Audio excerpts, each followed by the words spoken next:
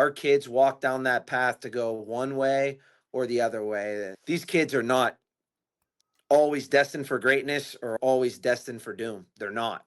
They need pushed one way. So the challenge of that is exciting, and the impact I can have on them means a lot to me. 614 Headsets is proud to be powered by Fundraising University of Ohio. Coaches, are you tired of slow, complicated, and outdated fundraising? Then it's time to level up with Fundraising University, the fastest, easiest, and most effective way to raise money for your high school football program. With Fundraising University, you'll run technology-driven fundraisers that are safe for your athletes and simple for your supporters. No hidden fees, no tipping models, just clean, honest fundraising that delivers results. Using our signature Blitz process, your team can launch a successful fundraiser in just 60 minutes. And get this, you'll receive your profit check within 1 to 2 days. No more waiting weeks or months. We offer it all, digital and hard copy discount cards and tickets, plus fan favorites like popcorn, coffee, beef sticks, and cookie dough. Every product ships straight to supporters' homes, no handling or deliveries for your athletes, and with our text-to-donate platform, your reach goes nationwide. And above all, safety. Every fundraiser is built to be safe and secure for your athletes and supporters because that's something you as a coach can't afford to overlook. Coaches, if you're ready to dream big and raise more and want a professional fundraising coach who brings energy, connection, and results, then contact Fundraising University and Brent Maxwell today. Let us take fundraising off your plate and put money back in your program. Visit fundraisingletteru.net or call Brent at 740-501-8946. Fundraising University. Dream big, raise more. It's a good win. There's a lot of people. It's like Woodstock, except everybody's got their clothes on. But eat a damn snack. You're like my wife when you get in space. You just get lost. It's ahead! Short steps are better than long steps. That's the only time in your life you're going to hear short is better than long. It's ahead! What's good, everybody? Welcome back to 614 Headsets. A lot of times we shoot these intros afterwards. I love tonight, guys. Like Coach Sayers has been talking about tonight's guest, Coach TJ Parker, the head coach at Austintown Fitch High School. This is episode 82 from Past the Playbook, a really cool episode about, hey, what is it like when you are coaching at your alma mater? What is that? What's the responsibility feel like? How's it different for you? All sorts of things. Then we get into a little program, offense, X's and O's. Ryan still, the running joke is doesn't know what the word savant means, so you'll enjoy that through this episode as you watch. But hey, welcome to the place where we say strategy meets story. We're three high school coaches committed to bringing you great football content that's both entertaining and educational. Like I said, Ryan not getting the savant thing is definitely going to be entertaining throughout this episode. But the Soviet Union. Yeah. I can't wait till you look this up. That sounds so dumb. I can't wait. But it's been a great week, man. Like, we just wrapped up 7-on-7s. It was awesome. Football's starting to feel real. It's summer, so I'm excited to be on here with you guys, even though it's been a long weekend. But how's everybody doing, man? That's what I was just about to say, dude. Today we had our first real, okay, we're outside, we're throwing this ball around, right? We lined it up, we got out there, spun it around, O-line's down there smacking the sled, they're getting some duck walk in on the boards, everything. And so it was nice just to have all of our coaches out there. I called Amanda, on my way home, I called my wife, I'm like, man, I'm juiced up tonight. Man, that felt good, real good, because it's always nice when you finally get to get out there with your kids, right? Like, you've been in a weight room so freaking much. We've done speed training, we've been outside, but it hasn't been football. You know what I mean? Just ready for a change. I just I wanted the ball out. I wanted to throw it. I wanted to coach guys. I want to yell at guys to hurry, to get back in line, no walking. Just the little things of feeling football. And then, dude, this is my favorite thing. I told one of our coaches this yesterday, is the times that I really value the past 2 years, because we've talked about this on here, is the relationship piece that we're trying to really value more. Kyle, me and you have talked about this more, instead of chasing just the win stuff, but is those stretch lines. Man, walking around during stretch time, I'm not one of those coaches that's all right, shut up. It's real quiet, serious stretching. We're loose during stretching. We're having fun. And I was walking around, and Chris Roberts and I were standing next to each other, and I was like, God, this feels so nice just trolling all the kids right now, like walking around making fun of all of them for everything. And it was just like, just feels so good to be back out there with the boys, man. And I leave for Florida on Friday. I am What part?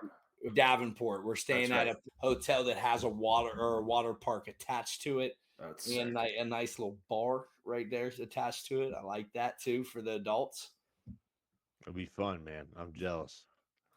I love it. But the dishwasher did go out. I've been having Kyle. I was trying to get Kyle to help me through the phone, but Kyle wasn't much help.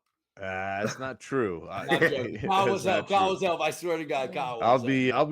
You'll be on vacation. I'll be building / staining the fence at that point. So Or I'm with you. I'm going to give you the key to my house and you'll finish the dishwasher before I get back. You have to talk to my wife. Last time I did something for somebody and it kept me a couple hours, she was not happy. All right, go ahead.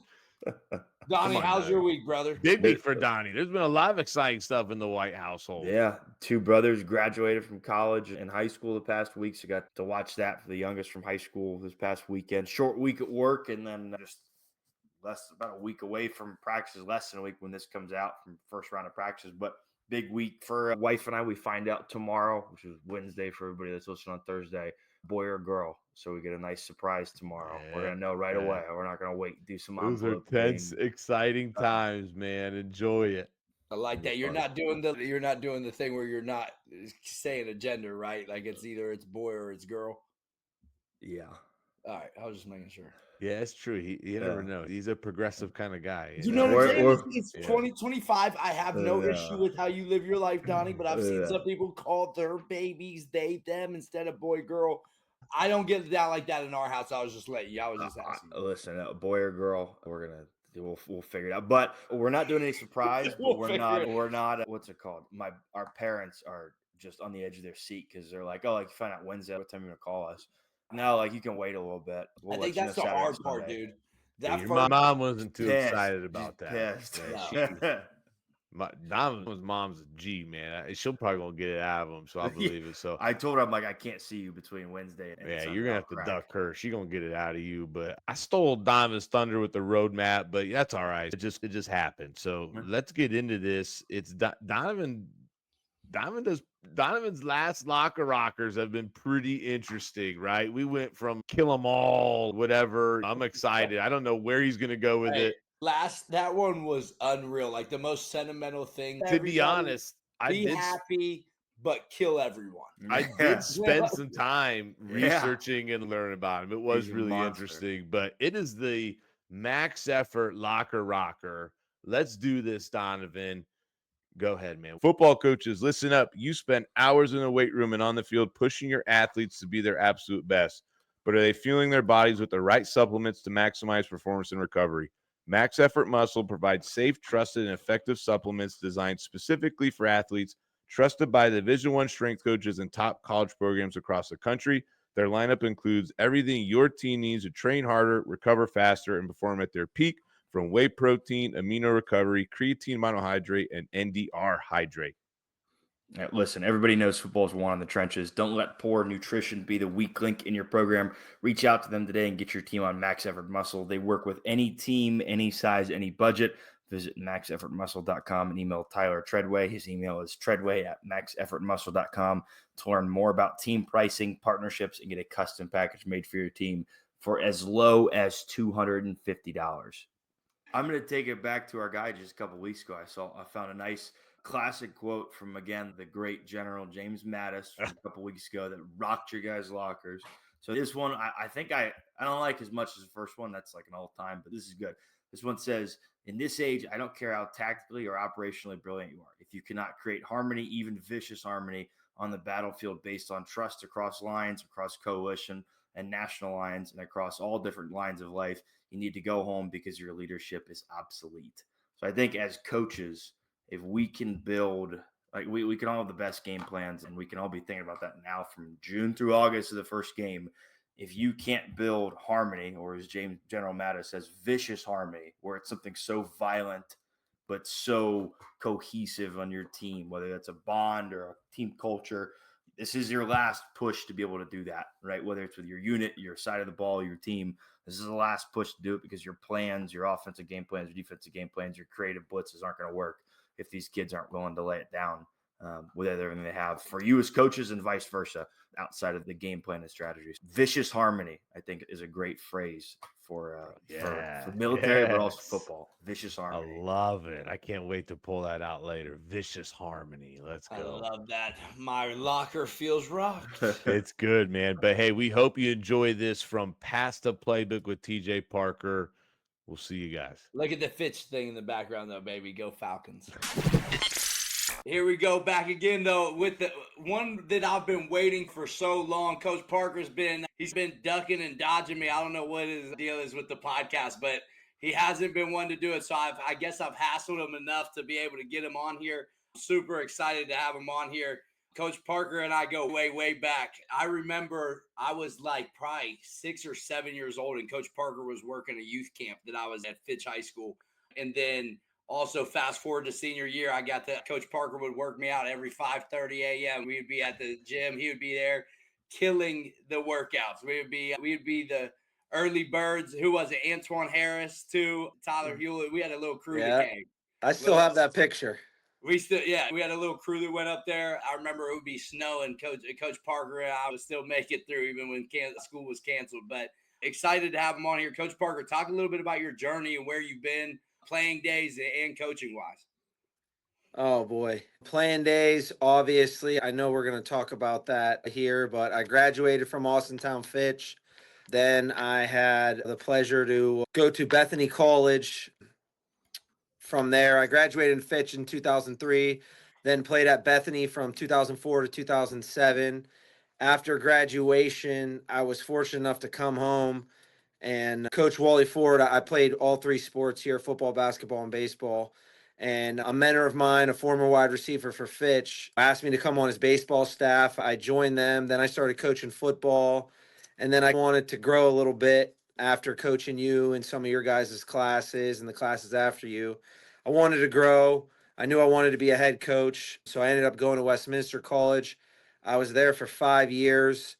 And then this job came open, and that's when I made the transition from college back over to high school. And I've been here. This will be year 6 for me. Not a crazy tour like most guys, but one that I'm proud of, one that I've met a lot of good people, and happy to be back home. I'll tell you that. No, 100%. Are we ready to get right into the first segment, though, Kyle? Let's do it. Let's find out more about him. No pressure, All right. Ryan. Week off. Let's see if you learned how to read in that week. A little week off. Hey, here's the thing, too. I got to represent Fitch's education. We've had a little practice, okay? I see the periods and commas. The Pick Six segment is powered by Storied Rivals Sports Media. Championships, friendships, and life lessons are among the most meaningful parts of the athletic competition. We are passionate about preserving them by offering the most unique highlight experience available.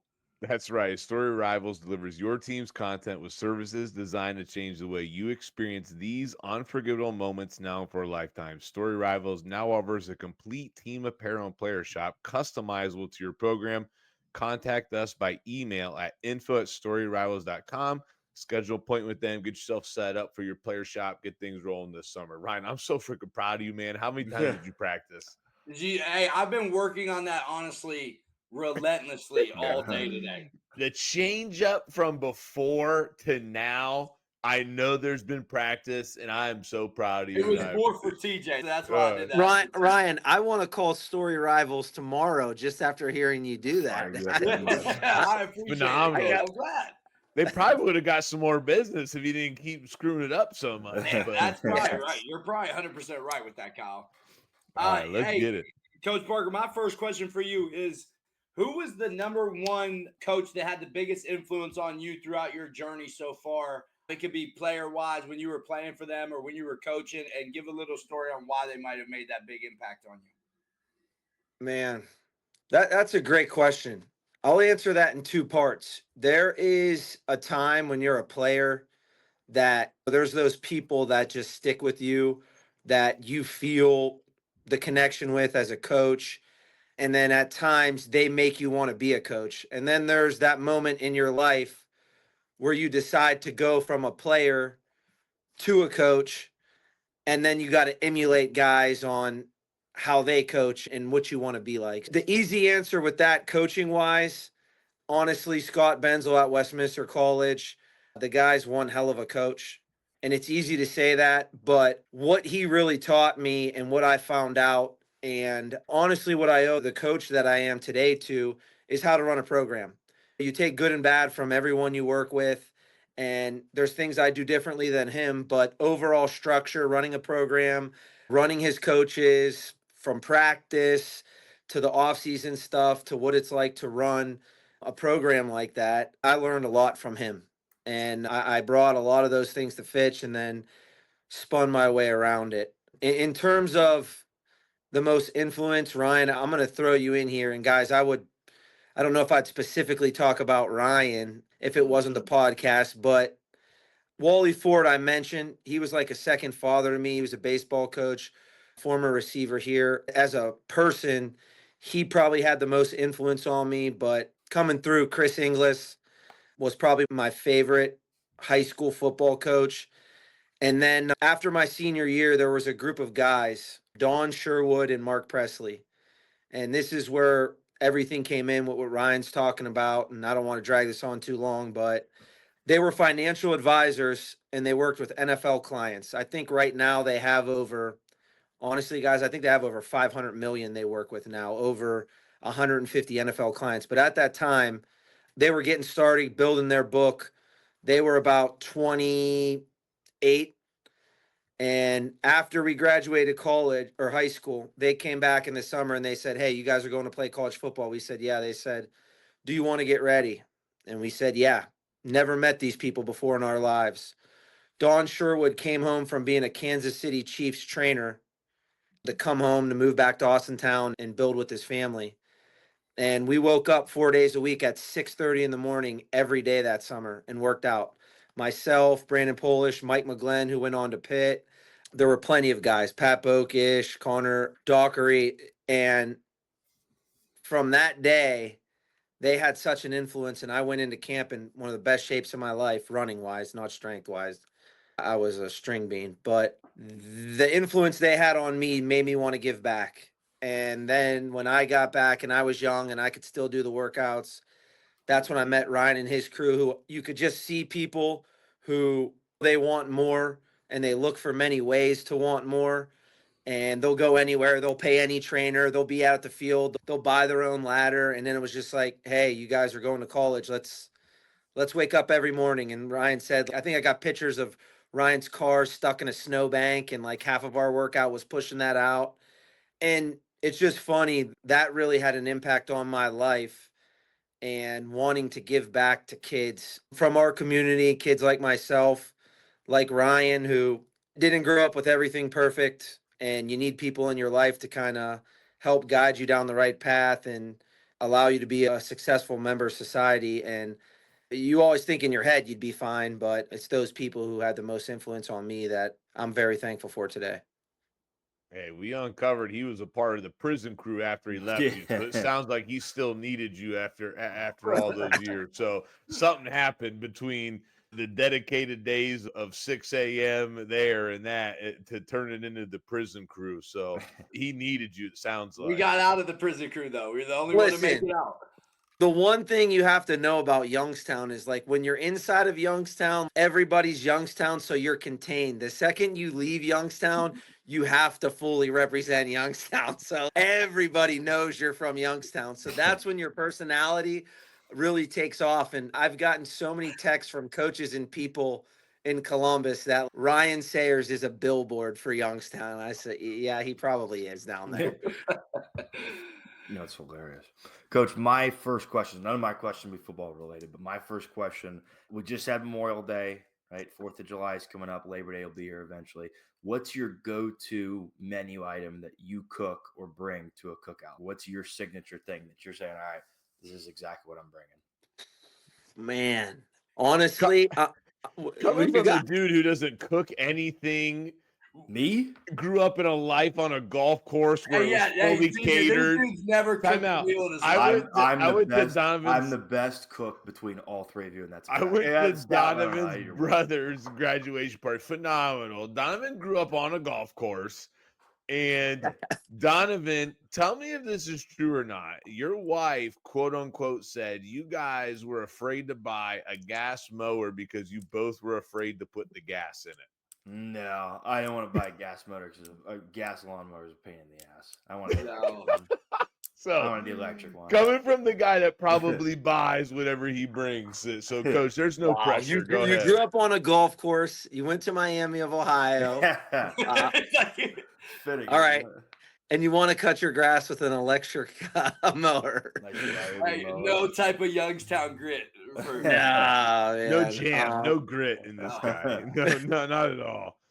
Honestly, I'm a big appetizer guy. Any dips, I'm all about any of the dips. Like, I know that's easy to say. I don't like showing up at a barbecue where it's just, hey, we got steaks, we got burgers, we got things. When we have it at my house, I usually delegate everyone. My one family we have, my best friends, she makes these like mini pepperoni rolls. My wife does about 4 different dips. I'm a huge, it's not pizza dip, but pepperoni dip. I don't know if you guys have ever had that. The It's pepperoni awesome. cream cheese type thing. There it is, Oh, man. yeah. Easy Oh, as yeah. can be. 2 bags of pepperonis in there. Yeah. Get some real good of those garlic, little hard breads, dip it in. Buffalo chicken. I love any finger foods. Keep That going back to him the rest of the day and night. the whole You time. know? Oh, yeah. Good fruit tray with a fruit dip, good veggie tray, all that. And it just That's where lays I out struggle. and you go back and forth the whole time. I struggle because obviously, usually when you're at a party, you're having a couple cold ones with your buddies and hanging out with the family, and that food is just sitting there the whole time. So every time I'm walking by, I'm grabbing some finger food. It's a life. Oh yeah, no, it's amazing. That's my favorite part too. But after those things, those next mornings, man, my stomach looks like I done had 4. I got twins in there. It looks like I got some food babies. Yeah, Ryan, you got a family now. You just stop caring about that. I gotta stuff. stop Just caring. go. I do. I need to. You're right. There's nothing better than starting off your Memorial Day or 4th of July party than everybody's gearing up. You're about to grill, and then you're just munching on. You open the cookies first, the chips and dip. I'll tell you what my go-to signature is. You guys are gonna laugh, but you guys go in the soup section and you get the Lipton French onion pack, the dry soup. You throw that in sour cream, 1 pack, 16-ounce sour cream with Lay's Ruffle chips. It's out of this world. Everyone's like, "Oh yeah, I've had sour cream and onion dip before." Until you've had that, like French onion dip, it's I'm out down of this to world. try because I love it. Yes. Coach, summer's just starting for most people. What's one thing you're looking forward to doing or accomplishing this summer? I guess I'm motivated because I'm building a fence these next couple of days. So, like, what are you doing this summer, Coach? What's fun or a big project? What's going on for you? Honestly, guys, like I don't know. How are you guys kid wise? Where you at age wise? 1 and 4. 1 and 4. 4 and 4 months. 4 and 4 months. Yep, I got a 4-month-old and a 4-year-old. I guess 1.5. I don't do that whole half crap. 1 and 4. Yeah, you know what I mean? you don't Like, gotta do 1 that. and 4. I don't have one yet. A few more On months. the way, cooking. Yeah. Okay, all right. You got the lawnmower. You can enjoy just pushing that thing. But honestly, guys, you'll find out like the world has completely changed and there's no more like rec leagues anymore. My daughters went from, hey, your daughters are pretty good at soccer and basketball to immediately joining travel soccer teams that go every weekend all around the state to AU basketball. I am since my daughters got into that, we haven't had a weekend off in a while between coaching and this. I am so excited. This is the first time in 2 years where we're going to leave the country and go on a vacation next week, that first week of June. So, the one thing, I can't wait to do that with the family. I have 4 kids 9, 7, 5, and 3. So, I'm excited to go on vacation with my wife and the kids again. again. Them out, Kyle. It's unbelievable. Yes. Every time, Get them out. You'll log on to Facebook. I swear, every team picture year, this man got another baby in a helmet. It's like, That's it. oh my god. Who pumps him out more, him or Wes? Oh no one's beating Wes. Nobody beats Wes. All right. Okay. Great. Do you know Wes Schroeder from Olentangy Orange down here, Parker? Have you ever met him? I've come across him. I don't know him. Great dude. He's an animal, but this dude got 6 girls. I think is he finally having the boy? I think he finally said he's having the boy. They Like, now just he's finally announced done. it. Yeah. I give him credit for keeping it go like that. He wasn't giving up, but 2 and I'm done. I'm good. I don't need no more of me. Like this 4-year-old, this dude's off the chain. You would think he's from Youngstown. But no, Coach, you're talking a little bit about vacation. And, my question, I forgot that your wife makes so much money. So this is so hard for me to ask you this question. Is that, I said with an unlimited budget, which kind of you already have since this dude's wife is a baller. You guys got no idea. Go ahead. This dude built a house before you could even build houses back in Youngstown. For real. I remember the little one on the corner right there. But unlimited budget, where would be the number one vacation for you guys to go, you and your wife, no kids? It'd probably have to be Bora on the same move. That's what I was. That's what I think. Or the Philippines. She wouldn't go. She'd be scared of the Philippines, but I could get lost in the Philippines for a little bit. I'll tell you that. Both those places, Bora or the Philippines. I like that. I love it. Coach, my second question for you. If you had to give up one of your senses, which one would it be and why? Jesus. This guy's Mr. Interesting, man. I'm on a dude's podcast I for told football. you no football. My man's No he's pulling at my heartstrings. Oh, man. If I had to give up. You definitely Googled that shit because you did nothing. No, I would probably say touch. I think I don't know. I think it's the act. You lose feel, so they you wouldn't know anything. You'd have no sense. It's the act, not necessarily the feeling. Yeah, I wouldn't mind losing touch. Go sense your scent or something before I maybe go. You don't want to smell? No, I'd rather feel things than smell things. But that's just me. I've smelled some things before. That'll get you in trouble, man. I would. That could get you in some major trouble. I'll tell you that. I gotta ask, Donovan. You asked a question, so you pondered it. What did you think? I think the immediate response is smell, but I'm halfway to no hearing anyway, and it's not that bad. So smell or hearing. It gets trying to talk to you on the football field. Tell me, I'm gonna ask an honest question without being crazy. I'm gonna flip it back on you guys to help with my answer. Outside of being like X-rated, what would you miss touching? It's not even just the X-rated portion. It's the ability to know, are you gripping something? You're holding something like something's warm or something's cold. Yeah, like you wouldn't be able to feel or do anything. You would have no sense of what was going on. That's why I said that. I don't know, dude. It's hard to not go to X-ray. Because that's where my brain's taking. But just imagine going to pick something up and you don't even know what it is. Do I got a good grip on it or not? Would it really burn you though? Would it really burn you if you? I'm talking about burn. Yeah, you got a point, Parker. I'll give you that. I'm looking at it. I'm gonna pick it up. Yeah, the grip and all that. I'm with you. None of us have ever done it. Would you really know? Like once it's in your hands, are you really gonna know? Is your body gonna know you got it or not got it? I agree. I would definitely want to hear and see. Smell. Every day are you thinking, oh wow, that smells great? No, I'm thinking, oh wow, that smells like shit, and I'm gonna stay away from that. For sure. But I feel like if there was a sense you use the most, I feel like touch would be more than that. But this is very Donovan, touche. That really what a great question. Donovan. You're flipping shit in your hand, it doesn't smell to you, and you think it's Play-Doh. It's like, but visually, you know it's shit though. So you still have the other sense. We talked about the sense to get rid of. All right. Yeah. Okay, last question. Ryan said you're an offensive savant. Ryan, do you know what savant means? Yeah, I do. Isn't it from those Russian times? Moving on. If you could live in one personnel group offensively, perfect world, what would it be? Probably 11. Okay, 11P. Great. Russian times. Oh my. Ryan, during the transition, please go ahead and Google that. Let's go. We've learned about Coach. Let's get into the main topic here.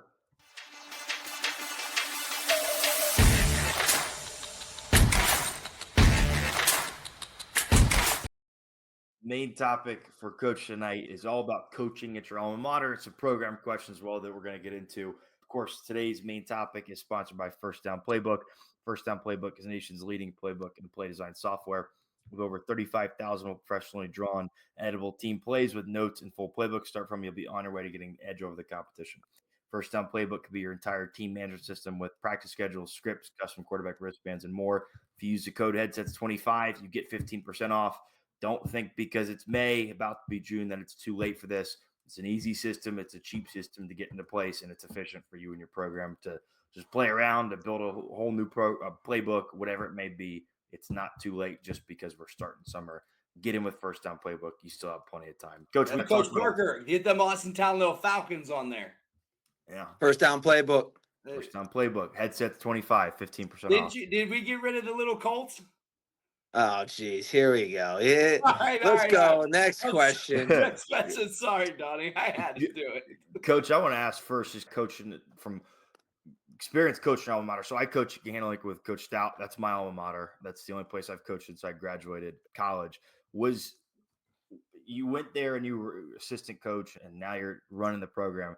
Was it always in your head at some point that you wanted to coach at your alma mater, and let alone be the head coach? Or was it just, hey, this fell into place, it's a dream to do it, but it was never like on my radar to be like, this is where I want to go, this is what I want to do?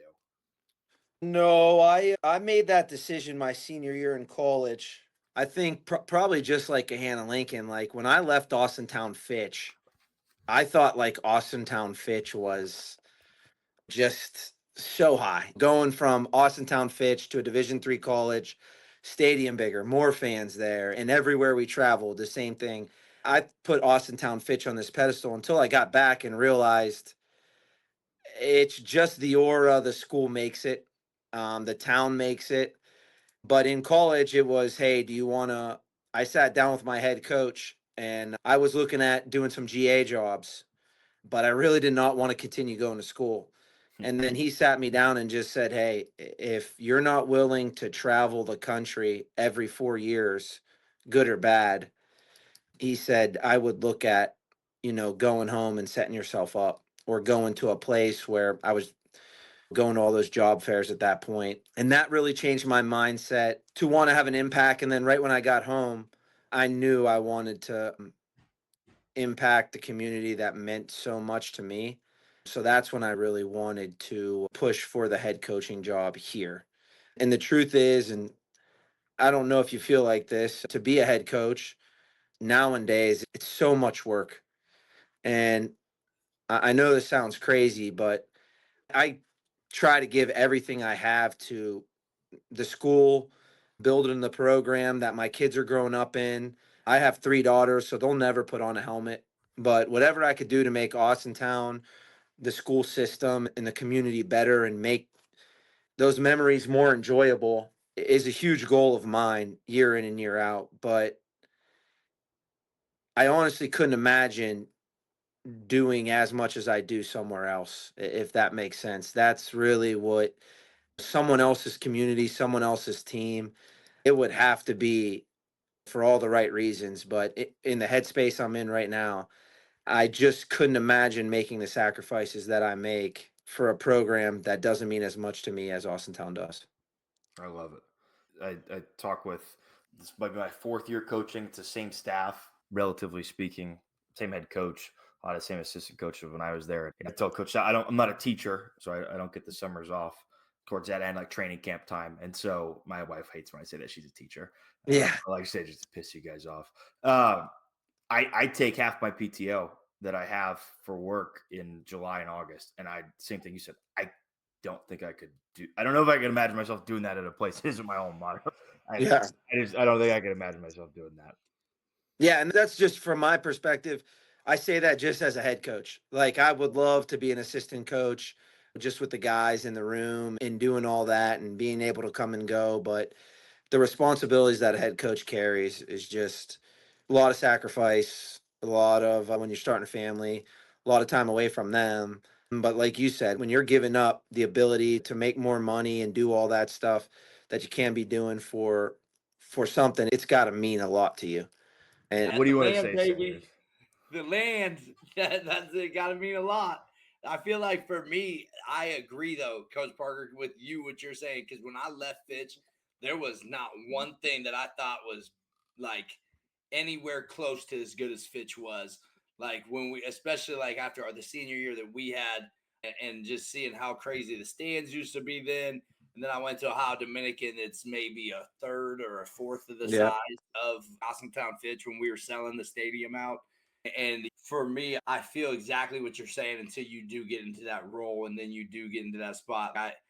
I remember being like, man, I just want to be back at Fitch. I just want to go back to the hometown. I just want to be back there. And then I got an opportunity here. And this, I think the way that we're all wired as people and as football coaches, because you got to be a little crazy, is that you're just going to give everything you got in all the situations you're in. Yeah, and Ron, you can't. The one thing I think, as everyone here, you remember who gave you those opportunities. Right. Like I said, like I wanted to be the Fitch head coach, but it wasn't like I got out of college and became the Fitch head coach. Like people had to give me opportunities to grow, and in those instances, I made the best of them. And then I just think when you start to become, and I know you guys are all married, so when you start to become a guy who goes from head coaching job to head coaching job, I'm speaking, or you're moving around, there's a selfish element to that. You're trying to make more money, you're trying to go to better programs that you feel is a better situation, maybe a better job, an easier job, whatever it may be. But I don't know about you, but when those talks come up about me being more selfish with that, my wife has talks about her being more selfish with me being present at home and being involved more. So that's why I say she knows why I'm sacrificing here, and it would be hard to make sense anywhere else unless, like I said, it was a money thing or a family decision from there. Coach, I think it's a great time. Hold on. Ryan, hold on, brother. No, dude, shut up. It's my turn. Wow. You just had a turn. All right, go ahead. Nah. Hey, for you, Coach, I really wanted to ask this question to you. For you, what was it like trying to balance the tradition out, right? Like the changes you wanted to make, things you might have wanted to bring back, because I imagine through your time, right? How many head coaches did you have from your high school to when you became the head coach? There was probably a bunch of coaches in between, or maybe not a bunch, but a couple. So what were some things you brought back? What were some things that maybe you implemented that were your own traditions that you wish would have been there before? What's that look like? Yeah, I would say just thinking of that, there's things you can't touch. You know what I mean? That you would get crucified for if you stopped. So those things I couldn't touch, but Which like one? all you got Give me a good example of that. every time. Okay, I'll start giving you some examples. First and foremost, every kid's going to know the fight song. Every kid's going to sing the fight song with the band after the game. That's an untouchable must happen. We'll always come out to the band at the beginning. Those little things that you remember that had an impact on you, you We keep never those come in. out to no music. No music. You just Never. hear our spikes, and then you hear the band start playing when it's time to Yeah. roll. But then every coach kind of dabbles into things that they want to make their mark on the program. And the unique thing that I wanted to instill, which I know I was going to bring a more modern sort of program to Austintown that I thought was stuck back in just too much traditional times. But at the same time, I wanted to honor our tradition, honor our colors, honor our block F. I brought the block F back and just keep things very traditional. And then, like, you guys are football junkies. That's why you're doing what you do. You go to programs and you see really cool things that they stapled that you start doing, and it's okay. And that's a tradition. We have, Ryan, I don't think you've been back in our locker room. In our locker room, we have a huge painting on the wall. Coach Zielinski, did he coach you when you were around? Well, he didn't coach me, but I grew up. His daughter graduated at the same time, and Nicole graduated at the same time. Okay. Coach Z mentioned it before my first year. He said it'd be awesome to, in the locker room, paint it says Fitch wins on it. And right in the middle, it's our win total. And before every game, we drop the number. So right now, I think we're 508. So before every game, we'll drop the 9 in someone's locker. And we win at the end of the game. They got to change the number with the whole team and celebrate. We lose, that person's got to bring it back to me and then someone new will get it the next week to What do you change do the to number. that kid? What do you do to them when they bring it back since you lost? Take it and put it back in the box. Okay. I was just curious. You said it like it's like a detrimental thing. They got to bring it back to me. You get that for a week and you got to turn it back into the coach after a loss. That's not a fun thing to No, do. that sucks. It sucks. Imagine if you were the one that lost the game and then you had to go give the number back. Like, that's some Yes. mental health stuff there, We man. wouldn't have a clue. Yes. We were 12-1, bud. Like we wouldn't have a clue. My senior year, we didn't lose.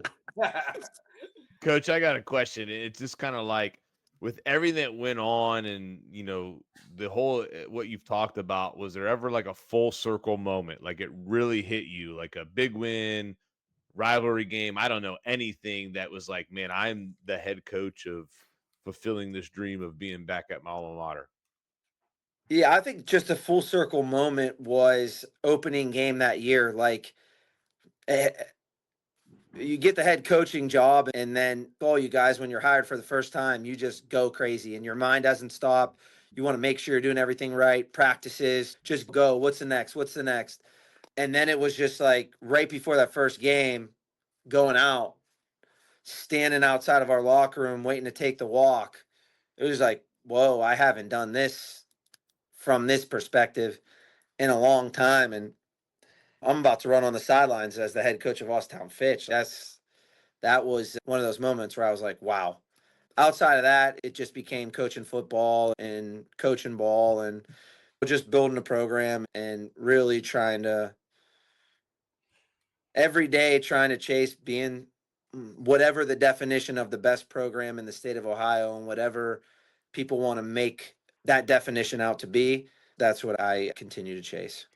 Hey, Coach Parker, I got to ask you: when you guys come to games, you're saying standing outside there? I envision standing outside there, and then all of our football players' cars were parked in that practice on the practice field, right next to the locker room and stuff. And we had that little pool in, and we got escorted. It was like you felt like you were VIP, right? If you were a football player on the team, you got to park on the practice field so you could get right into the locker room. Or do you guys still get to do that?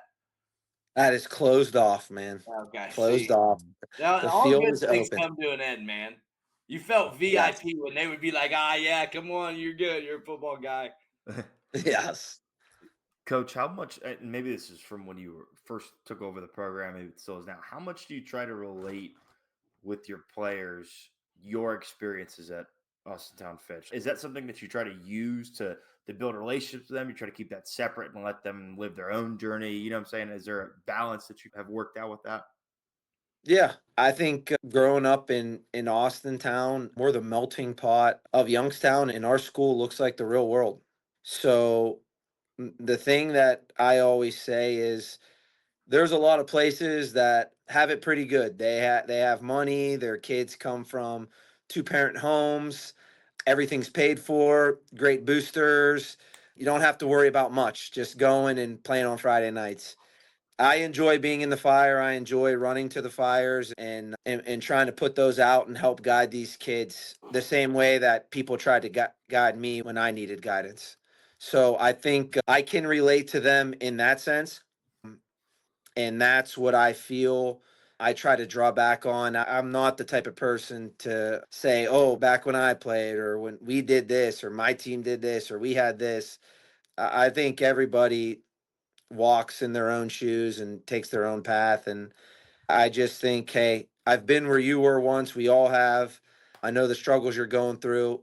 Here's what you're going to need to get through them. Here's how I got through them.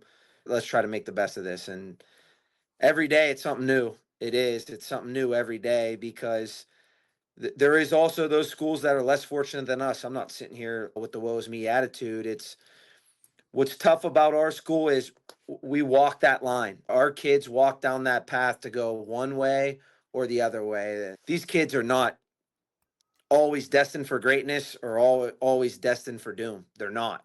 They need pushed one way. So the challenge of that is exciting, and the impact I can have on them means a lot to me. Love it.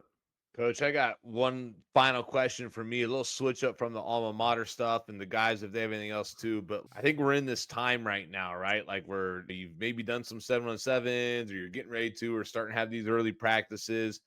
How do you balance getting who you believe are your early identified starters? At this point, everybody's got an idea of the depth chart, at least early on, who you think might be the guy. How do you get them the reps you think they need, but also trying to develop the whole program and younger players, right? Like, how do you balance that in your program? All right. I think the first thing, like you said, I think every good staff is going to do a depth chart and all that, and you really don't know. But for myself, I don't, I'm not going to sit here and act like I know the Columbus landscape that well. I'm very familiar with both of your schools, but for me, it starts right in the off season after our last game. We give the kids off the 28-day mark, then they get going right away. We give our team, when we come back January after break, I immediately invite the eighth graders up to lift with us. So they will lift with us right from the beginning. And right from there, we call them freshmen and we call our juniors seniors. And that's how we address them from there. I think that's the start of it. Why do we do that? We want to incorporate our kids into our program as quickly as possible. We want to keep the Catholic schools that are neighboring and lurking away from our kids. We want to make them feel they're part of our program. And then right from the jump in the summer, we divide things based on earned time. And it is a rotating, constantly moving depth charts. We post the depth charts in the classroom. When I say a classroom, it's our Google Classroom. We post them weekly. And then I don't know the structure, but our summer structure, the way we do it, I know you guys are a huge program and we teeter between, we're a Division II. So we teeter, we probably have from 9 through 12, we're anywhere from 100 to 120 kids on our team, 9 to 12. And what we'll do is I'll take that, see where the cutoff is. I'll allow some freshmen to practice with varsity, the ones that I feel need more than just what the freshmen would provide. And honestly, first time guys, we bump them down. And the way we open up our practices, whether it's lifting, conditioning, is two groups. Someone will be on the field, someone will be in the weight room, and we switch. And we look at those groups, and every week it's constant change. And then from there, we try to go as much platoon as we can, but usually our backup receiver is our starting DB. And then we'll make sure he's opposite of another guy. So we have a white and a red squad, what we would call a Monday squad and a Tuesday squad, to try to get them as much time on one side as we can and getting them the most reps. I think that's what's most important, is maximizing the guys' reps that you need. So I tell it all the time, like sophomores who are at the bottom, we may bump down them to freshmen because as teachers, like that mastery skill, like if you're really good and you can help these freshmen grow and step into those roles, and then if you're doing a good enough job, jump up. And then there's those special freshmen who you may be relying to play for you as sophomores. You need to get this going fast and you need to jump some people ahead of you right now to speed that process up. So that's how we do it. I'm sure maybe you guys do it, and I would love to hear some input you guys have on that. But yeah, but besides being on the field for 5 hours a day, maximizing reps is our number one goal. I think it's really hard, It's especially so as you hard. get further into the season. Now you have time to be like, okay, like this is a whole 7-on-7 match for the young guys, or this practice can be more towards that. I'm with you. But I do like this. We've evolved a little bit to at least working up front. Like every year we need a sophomore to start on the O-line, it seems like, or We're the most same years, way. right? And Yep. so we've gotten in the habit now of identifying, or if there's a key position, like, hey, we're going to need this guy at another spot their sophomore year. It's let's already get them. Let's already take them. Let's have them with us. Let's Yep. start developing them so there's no bad habits or anything, or just so they just get acclimated to just being at our level and already coaching. Because I think a lot of times, especially with linemen and things, I feel like a lot of that sophomore year, if they've been with freshmen, it's a whole reworking year of Yeah.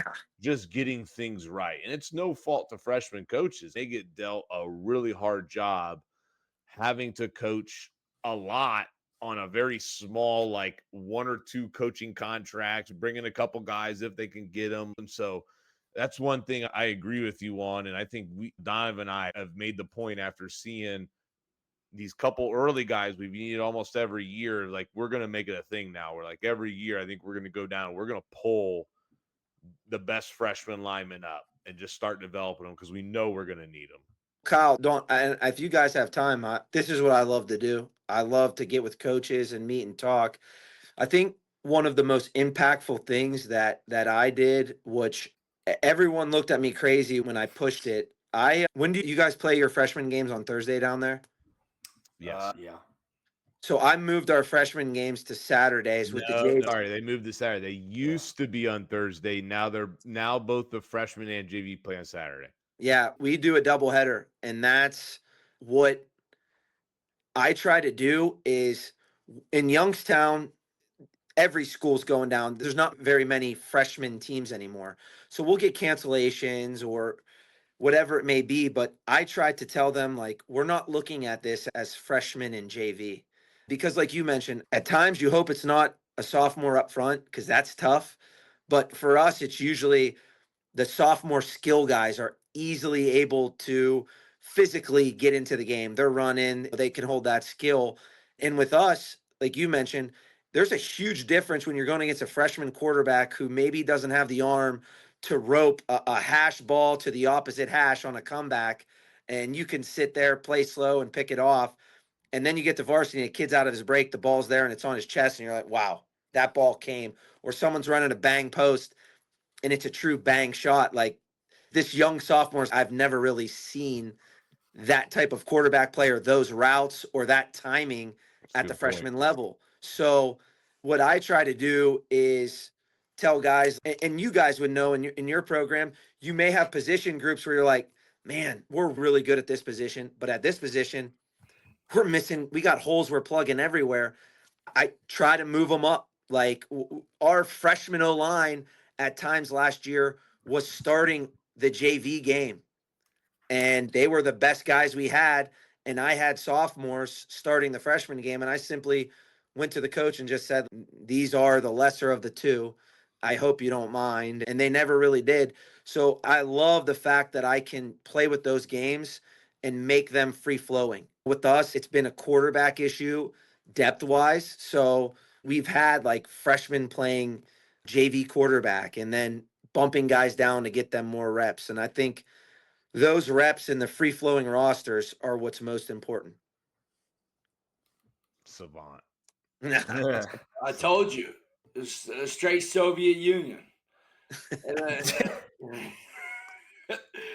Hey, look, Coach Parker, I appreciate you, brother. Like, honestly, thank you so much for hopping on, taking time out of your day. I know you're busy, even though your wife is making all that money. You can get babysitters on the spot, but at the same time, and I got to give a shout out to my guy Pat Boak too.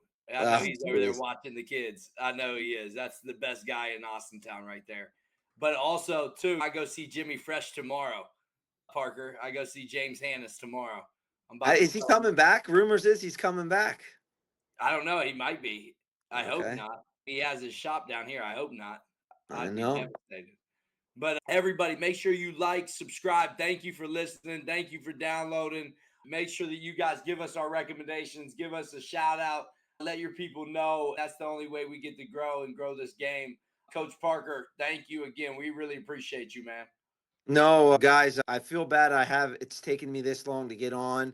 I'm gonna be honest with you. When Ryan said he was starting a podcast, I laughed and said, this is going to last a week or two, and he'll get on there and say something crazy, and then it'll just stop. And then I'm watching my Twitter feed and watching you guys post just pop up year after year with quality people, good conversations. And then I find myself listening and watching. And this from the bottom of my heart, you guys are doing one heck of a job and making an impact. And it's really awesome to see you guys grow and enjoy the camaraderie you guys have with the show. And you're doing a pretty good job. I'm sorry Ryan didn't let you guys talk. I wish I would get to know you and Donnie more, but we always got time to hop on off recording and talk football anytime you want, Coach. Man, we can chop up offense and some things, but we appreciate it. It means a lot having you come on, and really, we're only as good as people wanting to come on and talk with us. So we really appreciate it. Yeah, good luck to you guys this year. Looking forward to some big things. All right, you too, man. Appreciate it, Coach. All right, coaches. Take care. Thank you.